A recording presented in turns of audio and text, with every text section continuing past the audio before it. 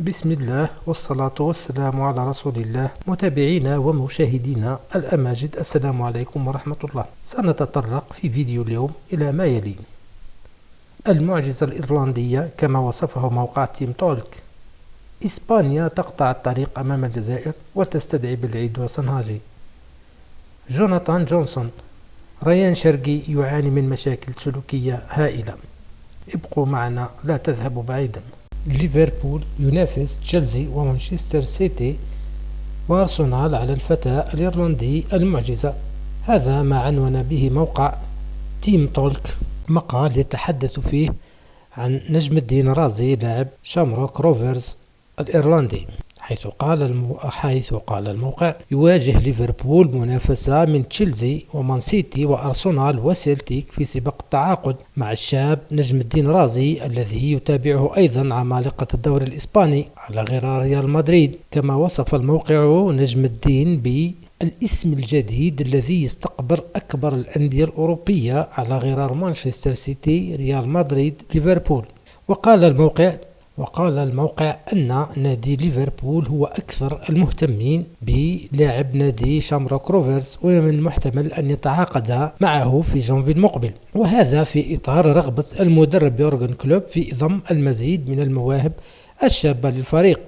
كما أن هناك مصادر مقربة من اللاعب تشير إلى أن صاحب 17 عام يريد الانتقال إلى نادي ليفربول، يعني أن اللاعب أيضا عنده رغبة في اللعب لنادي ليفربول. وشارك ناجي رازي مع فريقه شامروك روفرز هذا الموسم في 3 مباريات، ويحتل فريقه لحد الآن المرتبة الأولى، وهو من مواليد 28/10/2006. وينشط الرازي في منصب متوسط الميدان وصانع ألعاب.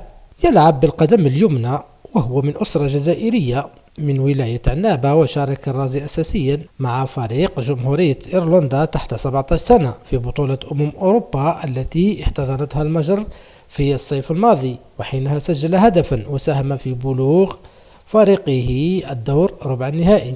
لحد الآن لم يلعب مع الفريق الإيرلندي الأول ويمكنه اللعب مع الفريق الوطني الجزائري. وحسب بعض المتتبعين فإن هذا اللاعب لديه الرغبة في اللعب للمنتخب الوطني الجزائري. نتمنى كل التوفيق لهذا اللاعب. أما الموضوع الثاني الذي سنتطرق إليه هو ما يحدث من محاولة قطع الطريق على الاتحادية الجزائرية والفريق الوطني الذي يسعى لضم لاعبين من العيار الثقيل والمستوى العالي للفريق الوطني. وهذا التصرف عهدناه من الاتحادية الفرنسية، لكن اليوم الأمر طال الاتحادية الإسبانية أيضا التي استدعت اللاعب ريان بالعيد متوسط ميدان أتلتيكو مدريد لفريق إسبانيا تحت 19 سنة.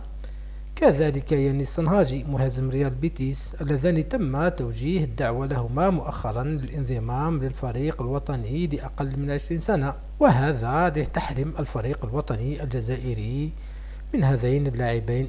وهذا نوع من الضغط على اللاعبين للعودة في قراراتهم عرفت به الاتحادية الفرنسية. وهذا ما يقودنا للحديث عن قضية ريان شرقي، حيث تم تحذير نادي تشيلسي ونيوكاسل من التعاقد مع ريان شرقي، وهذا بسبب مشاكل سلوكية هائلة حسب الخبير الفرنسي في كرة القدم جوناثان جونسون، الذي قال أن ريان شرقي لا يتصرف دائما كما ينبغي على أرض الملعب أو في التدريب، وهناك أيضا مشاكل بين محيط اللاعب والنادي يمكنها أن تعيق تطور اللاعب.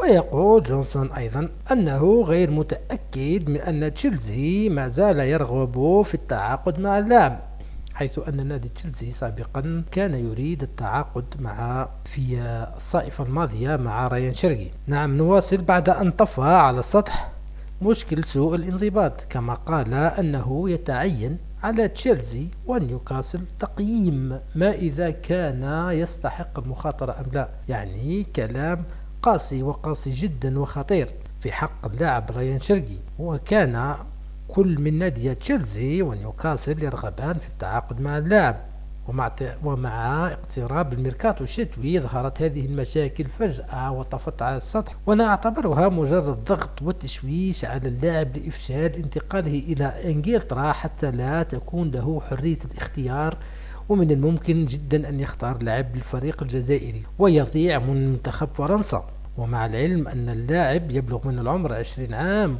وهو ذو إمكانيات هائلة. يعني ريان شرقي يعني يمتلك إمكانيات كبيرة رغم ما يعاني منه هذه الأيام مع ناديه ليون، وهو أحد أفضل المواهب الشابة في الدوري الفرنسي ليكون في علم الجميع، وشارك مع ليون في 111 مباراة، سجل خلالها 14 هدف وقدم 16 تمريرة حاسمة. يعني شيء كبير بالنسبة للاعب صغير في السن ويعاني من الكثير من المشاكل والكثير من الضغوطات. كل هذه الزوبعة من أجل أن يرفض ريان شرقي اللاعب للمنتخب الجزائري ويختار المنتخب الفرنسي. يعني أمور غريبة وغريبة جدا وغير رياضية. ونشاهد التهميش الذي يعيشه بعناني، التهميش الذي يعيشه حجام، المشاكل الكبيرة يعني يعيشانها، والله شيء مؤسف. نتمنى فقط أن من هذين اللاعبين أن ينتقل إلى دور آخر. والطامة الكبرى، فانتقلت العدوى من فرنسا إلى إسبانيا وهي تتصرف على غرار الاتحادية الفرنسية. هذا ما لدينا اليوم. كان بودي أن أتكلم على رياض محرز ولكن من دون حتى لا يكون الفيديو طويل ارتأينا أن نؤجل الموضوع إلى وقت لاحق. والسلام عليكم ورحمة الله.